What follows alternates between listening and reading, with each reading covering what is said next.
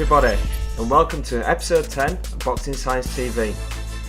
In this episode, we're going to review our first ever workshop of the Ultimate Coaching for Combat Sports. And who better to review it than the coaches that were great in engaging with our practical and educational workshops. We're going to be catching up with Callum Bearder, have a look at his training highlights and how hard he had to work in order to successfully defend his English title. And then we have raw footage of a Q&A that myself and Alan Ruddock delivered when in London.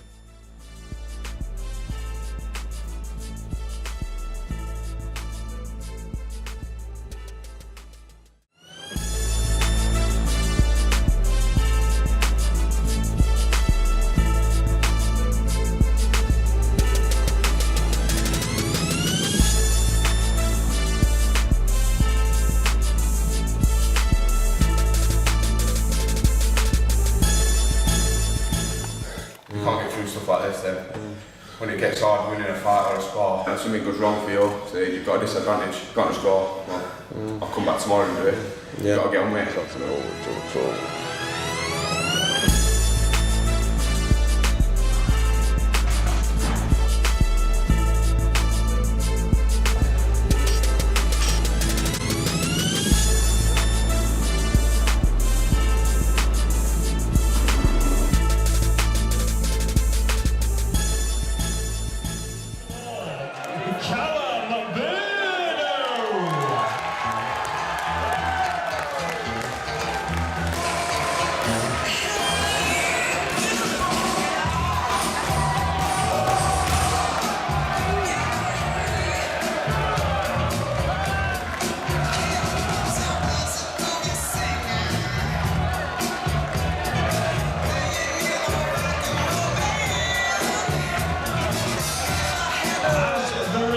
Of a unanimous decision.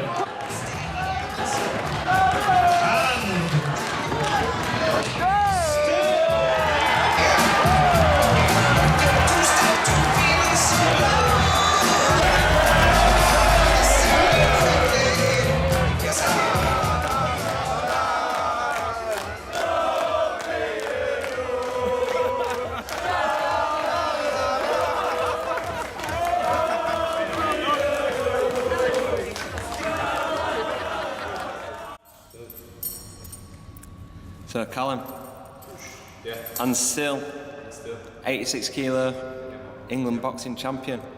How does it feel? Very good. Very good.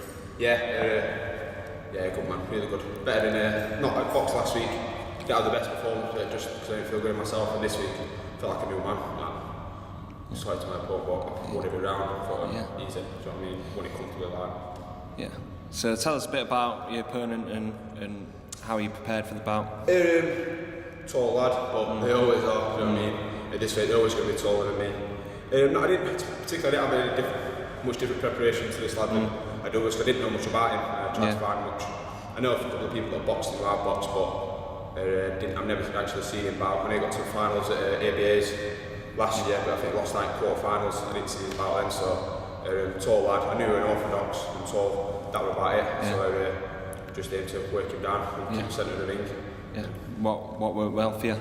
The jab, I mean, one of my favourite shots, the jab, working up and down stairs, feinting it through to the body, took him by surprise, and then when he thinks I'm going to the body, bring it back up to the head. And then when he started, he knew he had to put it on me, change it up a couple of times, because I know I'm comfortable winning. I'll catch him with some counter shots, which he wasn't really ready for. So, warm up, you felt great. What goes through your mind in them final moments when you're on the pads with Brendan?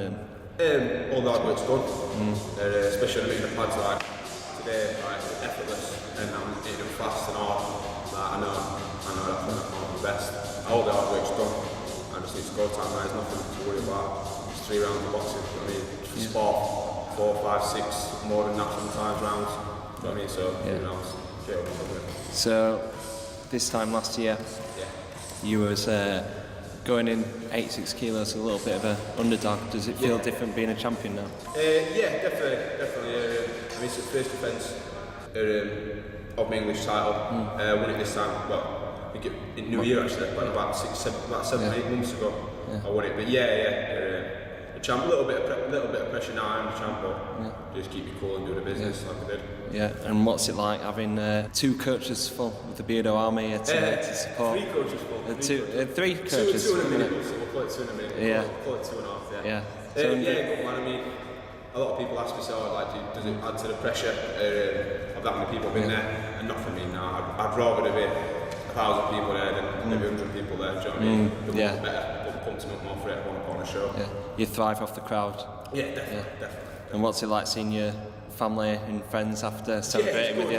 It's a bit of a nightmare. I've been drinking this long, but it's good, man. It's good. Sometimes I like to get a bit changed and I'm sweaty as well. And I have 100 people telling me how sweaty I am. Yeah. Just box. So I like to get changed now, go and see him. Yeah. And then, that's better. So what's the plan now? Go out there, get crowded by a mob of Beardo Army, and then go home and go to the pub, local pub. I just want to say thanks to everyone for coming, really, and then go home and have a nice line tomorrow. And, probably usually tomorrow we're going to see they go out for a drink again. So United matches on, a lot of people come to watch the United match. I go and see a lot of my dad's friends who come from all over Sheffield just to say thank you for coming and stuff like that. Fantastic. And what's the plan for the next few weeks now? We've got bouts coming up. Possibly boxing on the 30th of December on our own show against the Russian team from Belfast that are coming over. Which I went and boxed there last April. April. Last April. April 2016. April 2016, a year ago. When I boxed over there, lads. It was only an exhibition bout. It was supposed to be a bout, but then they changed it, I think. Saw the weigh-in and thought a bit too much, so they changed it to an exhibition. So we're hosting them over here. Belfast met against Sheffield Universities. To possibly get a bout on there. So, but if not, then it'll probably be the new year. Fantastic. Well done, Carl. Cheers, go and enjoy some rest and enjoy catching up with the Beardo Army. Black one and soda will do me.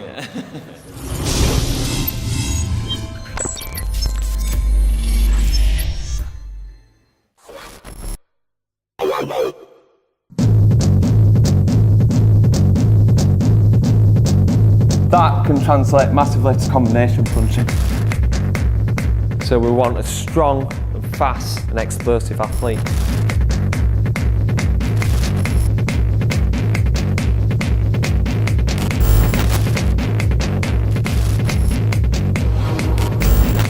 We'll make sure that it's done in a controlled, dynamic way.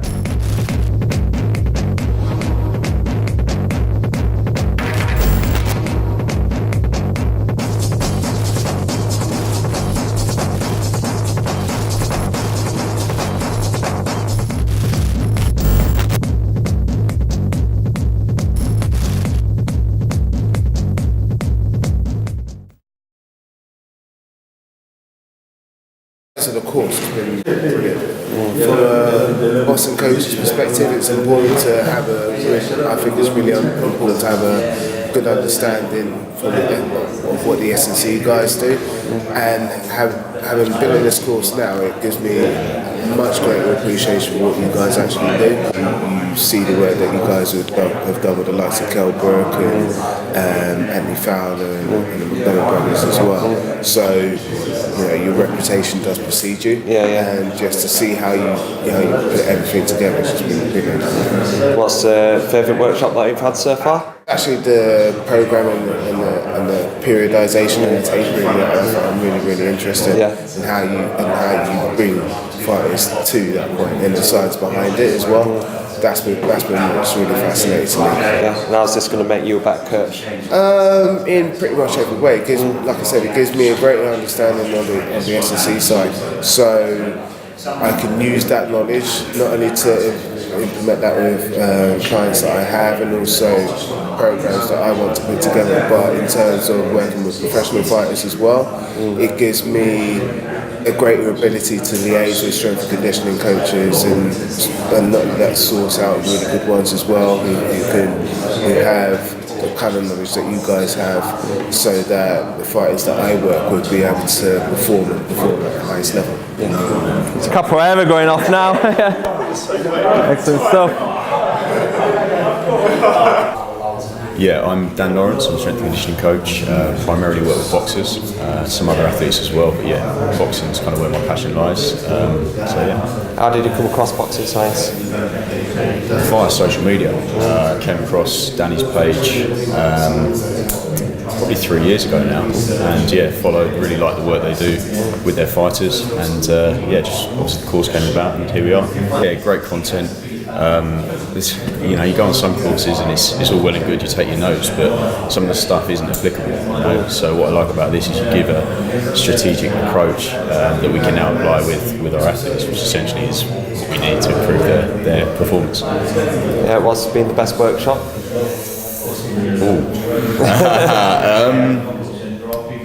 Good question.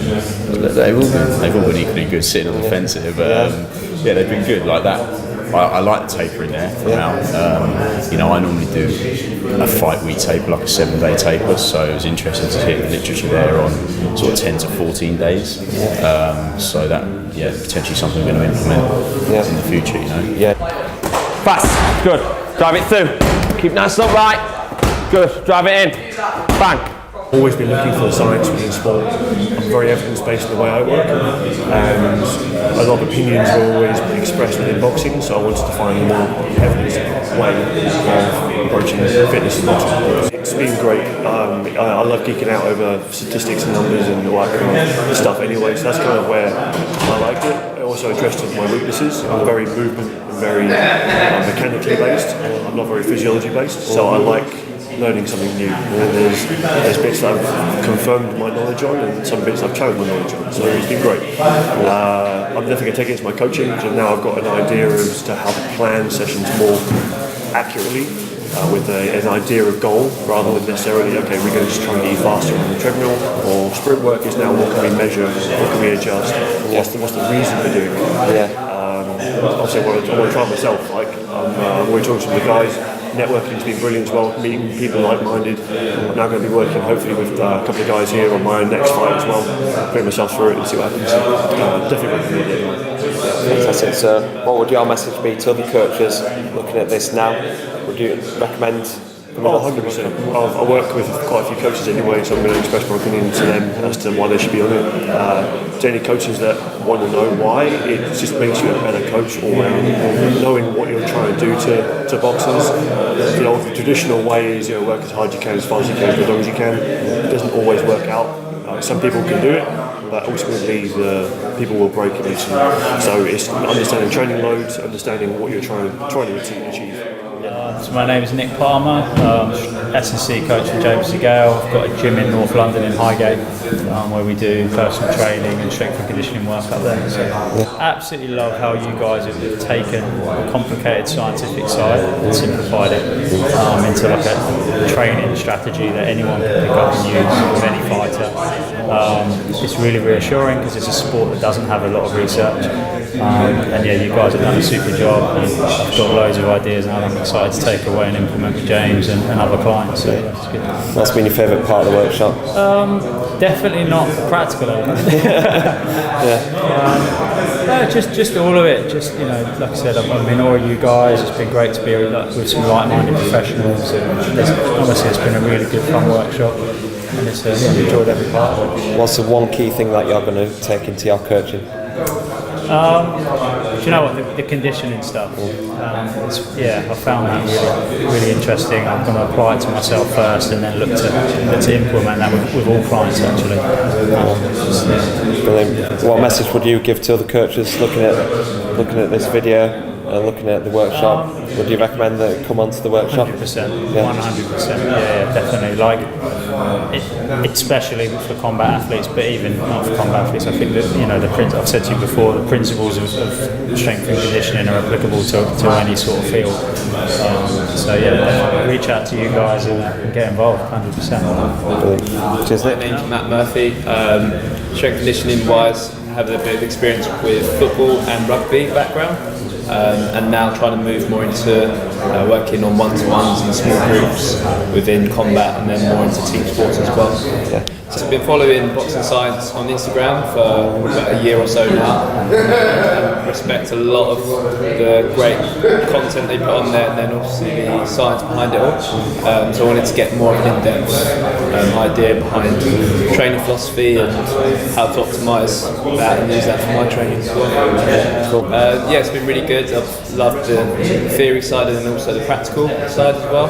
And the main thing I think I'm going to take away is the monitoring and testing, especially around conditioning. I find that a lot of people with strength conditioning more focus on the strength side and don't see a lot of conditioning even applied, so that's definitely something that I'm going to use. I would definitely say to get involved, and there's, even for myself, it's always trying to learn on new things, and you can learn from people that have had a lot more experience in certain fields as well, so there's always stuff to learn, so definitely. Well, hope you've all enjoyed it and all have safe journeys home. Portsmouth, Slovenia, Germany, France. It's really impressive, you know. We haven't done anything like this before. Fair play to you for buying into it for something that hasn't actually happened before. So thanks very much for trusting us. Thanks for your engagement. Thanks for giving it a go. Thanks for not laughing too hard when I got hit in the chin with a dumbbell. Okay, been a great group to work with. Thanks for joining us, and hopefully see you soon, yeah?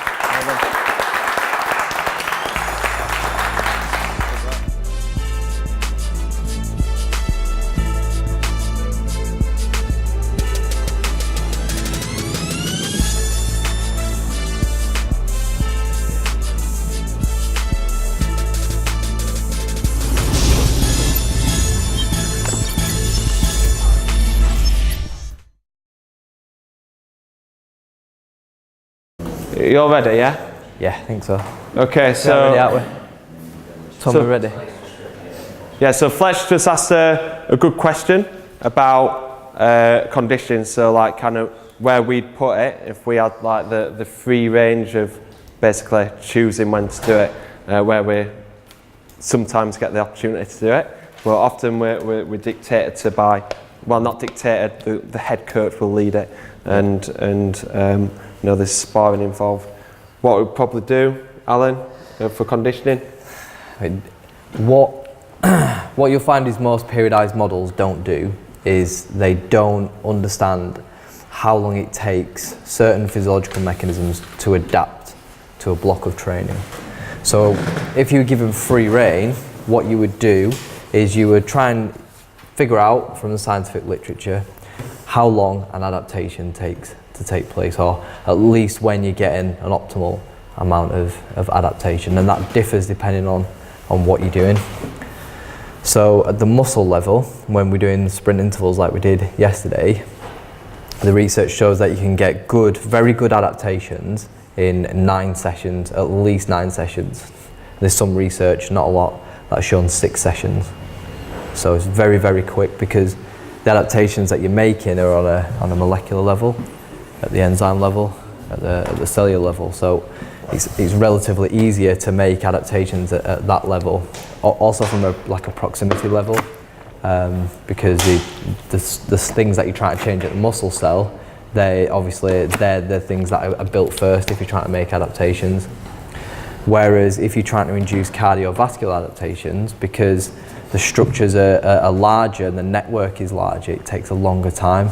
So that might take anywhere between 8 and 12 weeks for you to realise your adaptations in that. So yeah, it just depends on how long you've got to make the adaptation.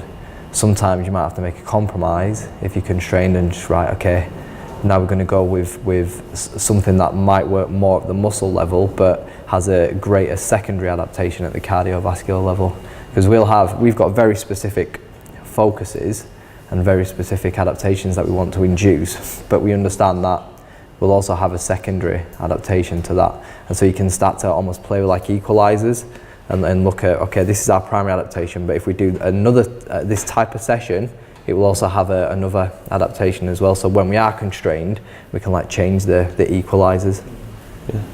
So how would that fit into your training week? In terms of Monday to Saturday or Monday to Sunday. If we were planning, Yeah. where would we put our conditioning? Like, if we, in terms of what, like AM, PM, or just in days? In days, yeah. In days, ideally you'd have 3 days a week. You'd have 3 days a week. And we'd be on a sort of a day where they're less stressed in like the gym, where they're really having more heavy sparring days. They're not sort of thinking so much about the actual.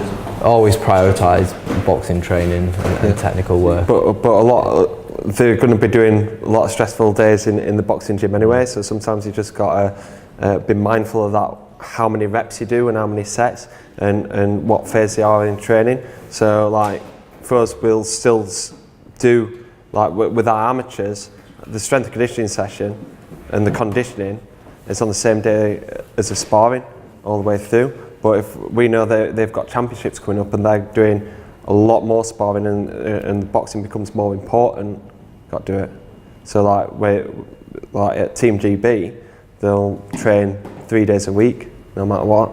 So when I'm working with Fowler now, and I'm like thinking, I've got to manage it a little bit more. It's like I used to train 3 days 3 times a day, so I'm used to it. So I'm used to being tired. I'm used to being able to push through it.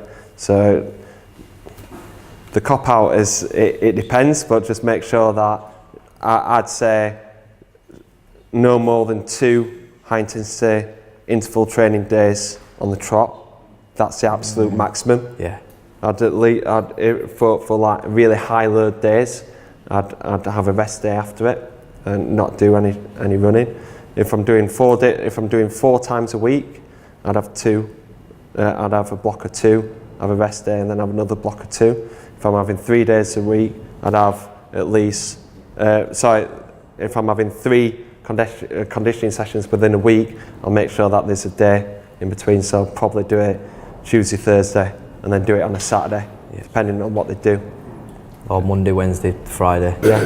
For example, yeah. You said that you do your strength and conditioning when sparring's on as well. Yeah. So what do you prioritise with the boys then? Does sparring come first and then the strength and conditioning, or? Because obviously they have to give concentration to their sparring, isn't it?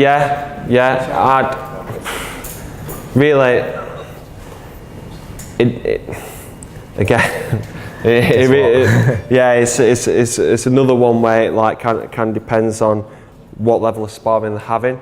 So for a professional boxer, I'd say like they have the sparring in the morning and then do the strength conditioning. But if we're quite far away from fight night, I'd work on the physical aspects, work on the strength conditioning, because if they do, like Jordan's just switched, Jordan Gill, he's just switched from doing strength conditioning in the morning to the night, and he says that it's affected him more strength conditioning wise. We're able to like get through like the boxing sessions because they're movements that he's used to, but the movements that he's not used to and he's feeling a little bit fatigued, that takes a lot out of him. So if they're strong and fit enough, if they're doing it in the morning and then doing sparring at night, that doesn't have as much effect on them than doing sparring in the morning and then doing S&C in the afternoon. So another factor on that point, we find finding sparring partners that essentially some sparring partners might have a day job, so sparring might have to be in the evening. Yeah. But for us, sparring is the main priority. Yeah. Essentially. Yeah, for sure. Absolutely. So like with amateurs, you've got a lot of school time, isn't it? So you can't really get them in the morning to do, the strength. Yeah. It's almost like for us, like we start our club at 6 in the evening, and that's the only time we're able to have it. So Yeah. I'm just trying to think, I don't overload them at the moment. I think boxing's that day, we do Wednesday, we do a Wednesday session of strength and conditioning. But I'm thinking, can I involve, a session of them boxing with strength and conditioning without burning them out? Saturday, again, they're just being a bit funny with us. We can't get the hall, but do you know what I mean? So it's like I've got Monday to Thursday. Yeah. Do you know what I mean? And now I've got senior classes and I think it's two junior classes. Yeah. So it's like just one Wednesday is that where I feel like, okay, that's the only time I can work the strip. So I'm just thinking of how other ways I can work it so that they get the strip like, I don't know, maybe twice a week or something like that, do you know? Yeah. Without trying to drain them out. Yeah. Yeah. So the idea is like, do you think that's a good idea for me to give them it? Well, I'd say just try and factor in like circuits at the end. Yeah, for sure. Like doing some sort of strength circuits. You're working with a lot of younger athletes. Yeah, definitely. Then so really, like we're talking about the professionals and higher level amateurs that we have. Right. If we're really focusing on them getting stronger, we wouldn't put strength training straight after boxing training. But if we're talking about youth athletes, what's important to them is they get good movement and they're getting slightly stronger, and third and most importantly is that they're getting good training habits. They're buying into strength conditioning, they're wanting to squat, they're wanting to lunge, they're wanting to get a stronger core, and that's going to benefit them for the future. So I wouldn't think too much about like training adaptation and doing strength after boxing is bad. What I would think about is just getting the opportunity to get them moving better and getting them good training habits. All right. Any questions from over here? Andras? You've got loads, mate. You've got loads of questions. So we're not going to run out. Yeah. Simple question for core training. Can we work with this exercise like circle, or how many exercises? Each exercise for the type, one type. Yeah. Okay, so like with the core stuff, I would do it like as a little bit of a superset. So I'll like finish my programs if I've got enough time. If they're doing just strength based, I'll do 2 exercises. If I'm I'll do probably 2 circuits of supersets. So I'll do like make sure that I've got like 4 core exercises to finish off on. If they're doing conditioning straight after, I'll probably just give them 2 core exercises, and then factor and use some of the other like core exercises as part of like in between the squats or something like that as movement fillers. So I'll do like my reps on the squats, and whilst they're resting, I'll do some like plank rows or do some core activation work or something like that. Filler exercises. Filler exercises. Yeah. As long as it doesn't take away from the main lift, filler exercises. Yeah. Because essentially with strength training, we've got to remember with boxers are used to high octane, high intensity work. You then take them away from that, which you can do with educator. They're like, bloody hell, I feel like I should be exerting myself a little bit more here. So then instead of them waiting around and sticking to the literature of 3 to 5 minutes after strength work, you can put some core work in, as Danny said, as filler exercises, so you tick the box as well. So I find that works quite well. Until they get to a certain level where they are lifting a little bit higher weights or working on speed, I'll just focus on rest. But whilst they're building up, you're wanting to try and get as much out of their program. One thing I would say, what's a good one for the explosiveness, if you're working in transition phase, not like they're just like perfect before fight, the rotational work. But if you're working like probably 6 weeks out or something like that, doing like supersets, like anti-extension supersets or anti-rotation supersets are really good. So for example, doing a barbell rollout, getting the core nice and stable, getting it nice and activated, and then going into med ball slam, it really fires it up. Same with rotation. I'll do like a cable rotation or like rotations there, and then I'll go into the med ball. So they're really good supersets to use. How much rest do you make for this? A minute, 2 minutes, something like that. And to be honest, like, unless we're training in a specific adaptation, I don't really time rest that much. I'll just go right. If they're doing maximal strength work as well, I'll just let them recover as much as I can and go. And that's just through like kind of training experience. I'll know that like when I've lifted, I know when I'm ready to go back under the bar. So I'll have a look at the athlete and go, right, you're ready now. Or if last one were a little bit harder for them, I'll give them a little bit more rest. If I'm doing velocity-based training, I'll do around about 2 minutes rest. If the numbers are going down, I'll do 3 minutes rest. Sometimes we get chatting we miss the thingy. You tell them, right, you've got to carry on, and they'll start talking about something else. And what you'll find is when they go a little bit too long, they've lost that potentiation from the last set, and the weights are getting a little bit slower. So like I say, you know, having rest time, having specific rest times sometimes don't help. But having a rough guide of what you want to do will help you. And you as a coach just got to gauge it. If they're feeling a little bit knackered, give them a little bit longer time. If they're firing, just keep it to a minute or 2 minutes. Okay, any more questions? Yes, about this 30-second sprint in this condition, because maybe we don't have a treadmill, and sometimes outside is cold, simply, so maybe it's a bad day. Do you have any substitution? I was thinking about with a bicycle or something like this. There is any other exercise that will do the job? Yeah, anything that you can power yourself is preferable to something that's powered, such as a motorised treadmill. So if you've got a bike, an exercise bike, most of the research has been done on exercise bikes anyway, and so we're transferring it through to whole body running on the curve. So most of the research has been done on the bike, so we know that's effective, we know that it does work. All you need to do there is just when the weather gets a little bit better, or when there is an opportunity to transition, make sure you have got a good transition from what you're doing inside on a bike or on an aerodyne. You know, or you could even do it on a rower. It's not ideal, but you could do it on a rower. And there are a few circuit exercises that you could do as well. I've tested a few of them. I've tested how much oxygen they require to do them, and they are not as great as running.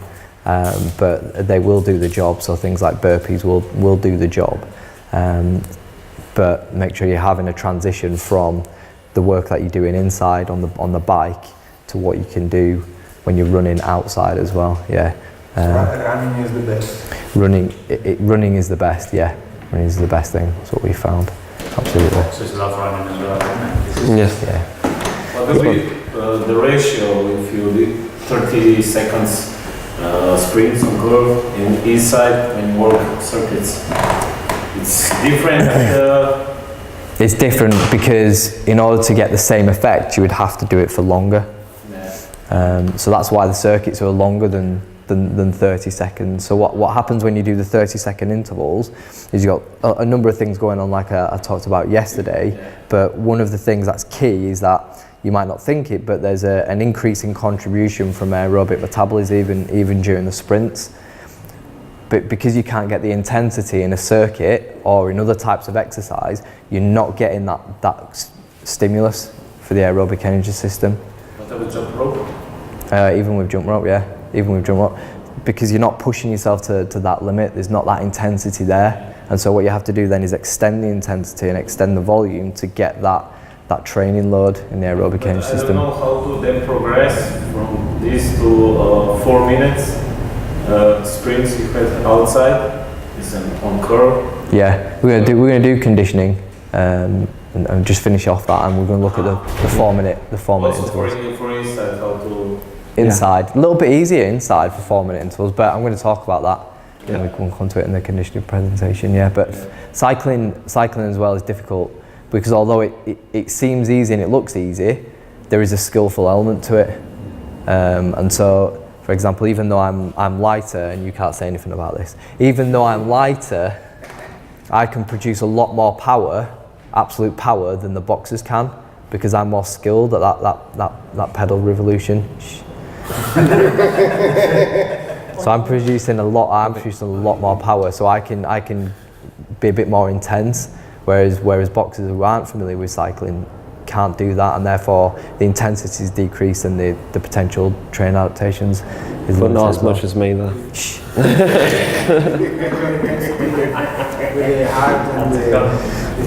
So a heart rate monitor to assess intensity is really good for high intensity interval training. Sprint interval training, not as good. So that's why we use speed. That's why I didn't use a heart rate monitor yesterday. Not so good. It will always underestimate the magnitude of the demand because your heart rate lags behind. There's a time lag between what you're doing. So when I was doing the the 30-second interval, my heart rate was nowhere near the maximum for that intensity until I'd finished, until probably maybe about 15-20 seconds after I'd finished, when I've done. So if you're using heart rate to measure intensity on a sprint, it's going to underestimate that demand, so we don't use it. So it's much better to use rating of perceived exertion. It's much better to use speed rather than use heart rate, because as well, the primary goal is not to cause an adaptation in the cardiovascular system. The primary adaptation is at the muscle level, but the primary adaptation when we do 4-minute intervals and variations of that is at the cardiovascular system. So that's where we are looking to monitor and track how much time we're spending in the red zone at 90%. Right, 5-second question. I'll answer yes or no. Question? I just want, on the bike, would you... No, we're out of time. Resistance over speed? So there will be an optimum. There will be an optimum resistance and pedal revolution that will enable you to produce an optimal power. And so it's just playing around with that. For example, on a watt bike, for me, optimum resistance is 9. Optimum resistance is 9. So my peak power is about 1650 watts. So at 9, and my peak RPM is around 135, 140, something around that for there. So that enables me to produce a lot more power on the bike. So yeah, so it just depends. Say that again. No, I have magnet on 0. Alan, I keep telling you, no one cares about your cycling. See, I've had more questions about cycling. But yeah, it also depends on what type of athlete you've got. If you've got an athlete that's quite fast twitch, then they're probably going to have to lower the resistance a little bit and go for speed a little bit more. If you've got a stronger athlete, then they might need the resistance up, but then you might need to change that as they adapt as well, and just keep playing around to optimize it.